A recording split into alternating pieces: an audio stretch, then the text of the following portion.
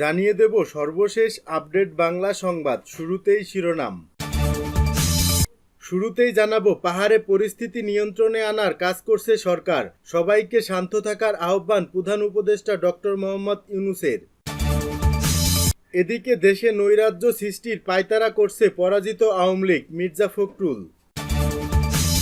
আরও থাকছে ৩০০ আসনে প্রার্থী দেওয়ার প্রস্তুতি নিচ্ছে জামায়াত। এবং সর্বশেষ জানিয়ে দেব, আওয়ামী লীগ স্বাধীন বাংলাদেশকে পরাধীন রাষ্ট্রে পরিণত করতে চেয়েছিল। প্রিয় দর্শক, পুরো রিপোর্টটি উপস্থাপন করছি, ভিডিওটি না টেনে দেখতে থাকুন। এতক্ষণ শুনছিলেন সংবাদ শিরোনাম, এখন থাকছে বিস্তারিত। পরিস্থিতি নিয়ন্ত্রণে কাজ করছে সরকার, সবাইকে শান্ত থাকার আহ্বান ডক্টর ইউনূসের। খাগড়াছড়ি ও রাঙামাটিতে সৃষ্ট সমস্যা নিরসনে সরকার আন্তরিকভাবে কাজ করছে উল্লেখ করে পার্বত্য জেলার সবাইকে শান্ত থাকার আহ্বান জানিয়েছেন প্রধান উপদেষ্টা ডক্টর মোহাম্মদ ইউনূস। প্রধান উপদেষ্টার প্রেস উইং থেকে পাঠানো এক বার্তায় এ আহ্বান জানানো হয়েছে। বার্তায় বলা হয়েছে, 18 সেপ্টেম্বর এক ব্যক্তিকে গণপিটুনি ও পরবর্তী সময়ে তার মৃত্যুর ঘটনাকে কেন্দ্র করে চলমান হামলা, আক্রমণ ও প্রাণহানির ঘটনায় সরকার গভীরভাবে দুঃখিত ও ব্যথিত। সরকারের পক্ষ থেকে আইন শৃঙ্খলা রক্ষাকারী সব বাহিনীকে সর্বোচ্চ সংযম দেখাতে এবং পার্বত্য 3 জেলায় বসবাসকারী জনগণের নিরাপত্তা নিশ্চিত করে নির্দেশনা দেওয়া হয়েছে। সেখানে শান্তি, সৌহার্দ্য ও সম্প্রীতি নিশ্চিতকরণে সরকার বদ্ধপরিকর। আইন নিজের হাতে তুলে না নেওয়া এবং ধ্বংসাত্মক কাজে লিপ্ত না হওয়ার জন্য সকলকে নির্দেশ দেওয়া হচ্ছে। আইন নিজ হাতে তুলে নেওয়া এবং যে কোনো সম্পদ ধ্বংস করা দণ্ডিত অপরাধ। সহিংসতার সঙ্গে সম্পর্কিত সকল ঘটনার সুষ্ঠু তদন্ত আর দায়ী ব্যক্তিদের বিচার নিশ্চিত করা হবে। এ লক্ষ্যে একটি শক্তিশালী তদন্ত কমিটি খুব শীঘ্রই গঠন করা হবে। আহতদের সুচিকিৎসা নিশ্চিত করতে সংশ্লিষ্টদের নির্দেশ দেওয়া হয়েছে। আজ শনিবার 21 সেপ্টেম্বর 2024 স্বরাষ্ট্র উপদেষ্টার নেতৃত্বে সরকারের উচ্চ পর্যায়ের একটি প্রতিনিধি দল খাগড়াছড়ি ও রাঙামাটি পরিদর্শন করবেন। এই প্রতিনিধি দলে থাকছেন স্বরাষ্ট্র উপদেষ্টা, পার্বত্য চট্টগ্রাম বিষয়ক উপদেষ্টা, স্থানীয় সরকার উপদেষ্টা এবং প্রতিরক্ষা ও জাতীয় সংহতি উন্নয়ন বিষয়ক প্রধান উপদেষ্টার বিশেষ সহকারী। তিনি আরও লিখেছেন, সরকার সেখানে শান্তি, সৌহার্দ্য ও সম্প্রীতি নিশ্চিতে বদ্ধপরিকর। গত বুধবার ভোরে খাগড়াছড়ি সদরে মোহাম্মদ মামুন নামে এক যুবককে চুরির অভিযোগে পিটিয়ে হত্যা কেন্দ্র করে খাগড়াছড়ি সদর ও দীঘিনালায় সহিংসতার ঘটনা ঘটে, যা রাঙামাটি পর্যন্ত ছড়িয়ে পড়ে। নাশকতা রোধে রাঙামাটি ও খাগড়াছড়ি পৌর এলাকায় 144 ধারা জারি করেছে জেলা প্রশাসন। দেশে নৈরাজ্য সৃষ্টির পায়তারা করছে পরাজিত আওয়ামী লীগ, মির্জা ফখরুল।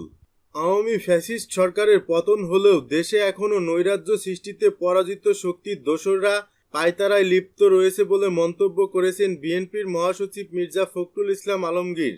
শুক্রবার গণমাধ্যমে পাঠানো এক বিবৃতিতে তিনি এ দাবি করেন।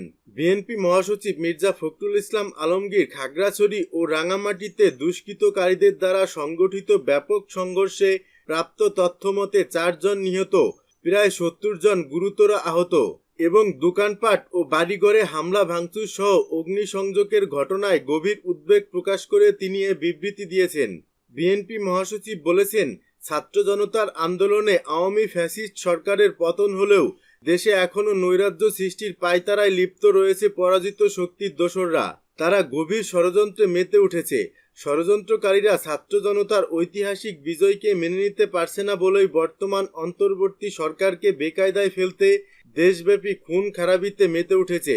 আওয়ামী ফ্যাসিস্ট জনগোষ্ঠীর ভয়াবহ দুঃশাসন থেকে জনগণ মুক্তি পেলেও দেশ এখনও পুরোপুরি নিরাপদ নয়।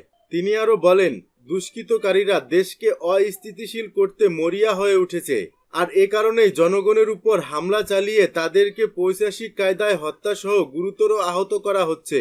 খাগড়াছড়ি ও রাঙামাটিতে দুষ্কৃতকারীদের দ্বারা হতাহতের ঘটনা সেটিরই নির্মম বহিঃপ্রকাশ। এসব সন্ত্রাসীদের কঠোর হস্তে দমন করতে হবে, এর কোনো বিকল্প নেই।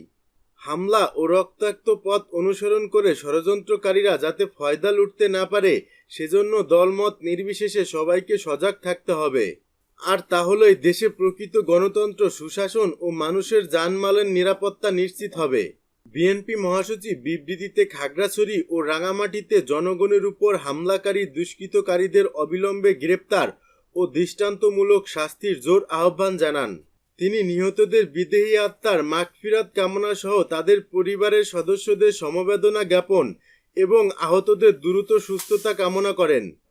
আওয়ামী লীগ স্বাধীন বাংলাদেশকে পরাধীন রাষ্ট্রে পরিণত করতে চেয়েছিল। ডক্টর শফিকুল ইসলাম মাসুদ, বাংলাদেশ জামায়াত ইসলামীর কেন্দ্রীয় কর্মপরিষদ সদস্য ও ঢাকা মহানগরী দক্ষিণের সেক্রেটারি ডক্টর শফিকুল ইসলাম মাসুদ বলেছেন, আওয়ামী লীগ স্বাধীন বাংলাদেশকে পরাধীন রাষ্ট্রে পরিণত করার সব ধরনের অপচেষ্টা চালিয়েছে।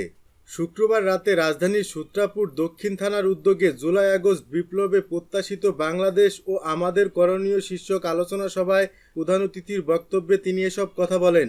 তিনি বলেন, ভারত বাংলাদেশে সেবাদার সরকার প্রতিষ্ঠা করে এদেশ থেকে সবকিছু নিয়ে গেছে, কখনো গোপন চুক্তির মাধ্যমে, আবার কখনো লুট করে। আওয়ামী লীগ আর অল্প কিছুদিন ধরে দেশের ক্ষমতায় থাকতে পারলে স্বাধীন বাংলাদেশকে দেউলিয়া ঘোষণা করিয়ে ছাড়ত। আর এই সুযোগে ভারত বাংলাদেশের দায়িত্ব নিয়ে বাংলাদেশকে ভারতের একটি অঙ্গরাজ্যে পরিণত করত। তিনি আরও বলেন, আওয়ামী লীগ কেবল মন্দির গির্জা ভাঙে না, মুসলমানদের মসজিদও ভাঙে।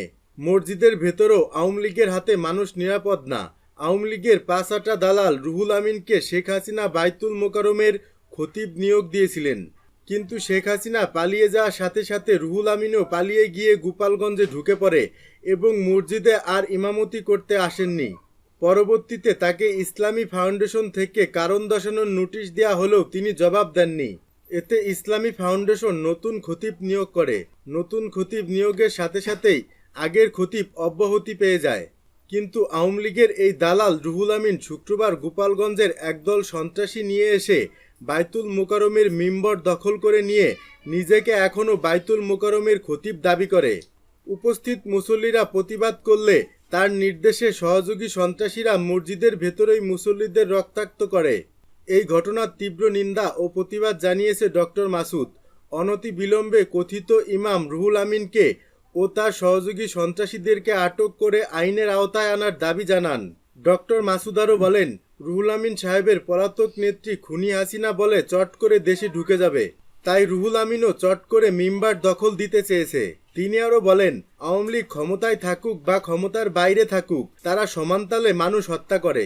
মানুষ হত্যা আওয়ামী লীগের পুরনো ইতিহাস উল্লেখ করে তিনি আরও বলেন, 28 অক্টোবর সাবেক প্রধানমন্ত্রী শেখ হাসিনার নির্দেশে লগি বৈঠা দিয়ে মানুষ হত্যা করা হয়েছে। এখন চোর অপবাদে মানুষ হত্যা করে দেশের শান্তি শৃঙ্খলা নষ্ট করতে আওয়ামী লীগের সন্ত্রাসী বাহিনী ছাত্রলীগ উঠে পড়ে লেগেছে। এই হত্যাকাণ্ডের সাথে জড়িত আটক 5 জনের মধ্যে 4 জনই ছাত্রলীগের উল্লেখ করে তিনি বলেন, সকল হত্যাকাণ্ডের বিচার করতে হবে, অপরাধীদের আইনের আওতায় আনতে হবে। আওয়ামী লীগ গত 15 বছর ধরে স্বাধীনতার পায়ে শিকল বেঁধে দিয়েছিল উল্লেখ করে ডক্টর মাসুদ বলেন, গত 15 বছর মানুষকে স্বাধীন মত প্রকাশ করতে দেয়া হয়নি। যখন কেউ মত প্রকাশ করতে চেয়েছে তার কণ্ঠরোধ করা হয়েছে। গুম করে কাউকে আয়নাঘরে নির্মম নির্যাতন চালিয়ে হত্যা করা হয়েছে। কাউকে গুম করে নারী ভুঁড়ি কেটে বুড়িগঙ্গায় ফেলে দেওয়া হয়েছে। ফারাক্কার বাঁধ নির্মাণের প্রতিবাদ করা ও স্বাধীন রাষ্ট্রকে পরাধীন করার অপচেষ্টার বিরুদ্ধে রুখে দাঁড়ানোর ফলে ভারতের সেবাদার সরকার ফ্যাসিবাদী আওয়ামী লীগ জামায়াতের শীর্ষ নেতাদের বিচারের নামে হত্যা করেছে। শেখ হাসিনা নিজেও জানেন তিনিও তার পরিবার যে অপকর্ম করেছে তাতে এদেশের নাগরিক হিসেবেও তাদের থাকার অধিকার নাই। সেজন্য শেখ হাসিনা ও তার পরিবারের লোকজন বিদেশে সম্পদের পাহাড় গড়ে তুলেছে। এসব সম্পদ জনগণের সম্পদ উল্লেখ করে ডক্টর মাসুদ বলেন, জামায়াত ইসলামী রাষ্ট্রীয় ক্ষমতা পেলে সব সম্পদ দেশে ফিরিয়ে আনবে। উপস্থিত বাংলা বাজার ব্যবসায়ীদের উদ্দেশ্যে ডক্টর মাসুদ বলেন, এই বাংলা বাজার পুস্তক প্রকাশনা ও জ্ঞান বিতরণের ভাণ্ডার, কিন্তু এখানকার বহু ব্যবসায়ীকে ফ্যাসিবাদী হাসিনার সরকার জেল জুলুম নির্যাতন করেছে শুধু দোকানে কুরআন হাদিস বই থাকার অপরাধে। আওয়ামী লীগ ইসলামকে বাংলাদেশ থেকে নির্মূল করে হিন্দুত্ববাদী ভারত প্রতিষ্ঠার অপচেষ্টায় লিপ্ত ছিল। তবে বাংলাদেশের সংখ্যাগরিষ্ঠ মুসলমান ইসলামপ্রিয় শান্তিকামী মানুষ তাদের অপচেষ্টা নস্যাৎ করে দিয়েছে। সভা শেষে জুলাই আগস্টের ছাত্র জনতার আন্দোলনে শহীদদের আত্মার মাগফিরাত কামনা ও আহতদের আরোগ্য কামনায় বিশেষ দোয়া ও মোনাজাত পরিচালনা করেন মাওলানা আবু হানিফ নেছারি।